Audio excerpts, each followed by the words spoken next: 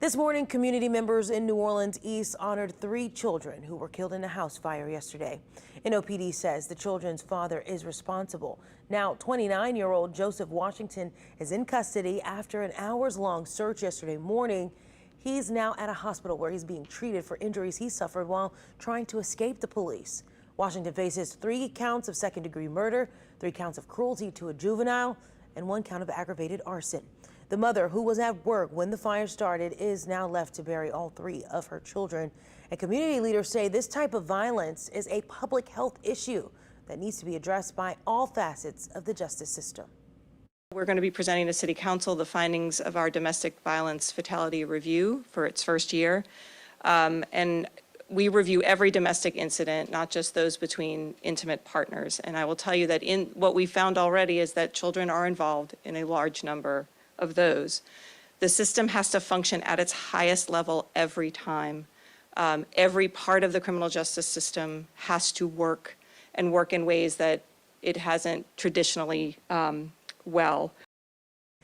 And they are presenting that right now to the council. This crime has shaken a community, a family, and most of all, a woman who is now facing an unthinkable loss. I took a look at the timeline of what happened and the devastating 911 call made by the children's mother. Here's that story. It's an unfathomable situation. ASAP, our house is burning up and I don't know if our children in there. Hurry up, ma'am. 3 children locked inside a home on the 4900 block of America Street. The house is on fire. A Ring camera capturing the flames and smoke as they exit the windows. Also caught on camera, a man walking out the front door, getting into his car and driving away, leaving the children inside. But once the fire was put out, and also with this child being much smaller, you know, you've got to fight through debris, it's dark, that type of thing. So yes, that was what caused the difficulty in finding the last individual. Meanwhile, a mother frantically trying to get help to her children is on the phone with 911. Please don't let this boy do nothing to my children. He's screaming on the phone. I heard the kid screaming. He's screaming on the phone. Y'all have to just break through the door before anything happens, please. Something did happen. Something that will haunt this family forever. This is horrific to take your children, to tell her to go to work, I'm gonna watch the kids and they were separated. And then you call and tell her, I'm killing the kids and burning down the house. And when she got here, it was engulfed in flames. Hours after the fire, police in Gretna pulled a car believed to be connected to the fire out of the Mississippi River. During an apprehension, the subject jumped off the on-ramp off the interstate. When he landed on his feet to the ground, and we were able to apprehend him. The children's father charged with 3 counts of second-degree murder.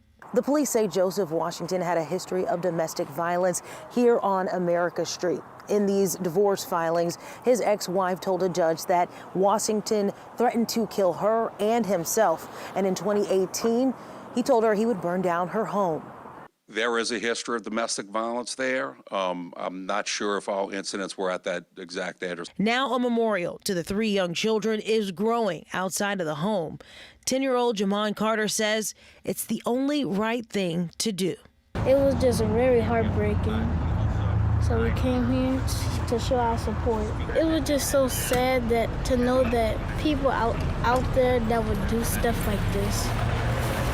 And it just didn't make me feel safe around, the world. And here in Louisiana, a second-degree murder conviction carries a life sentence.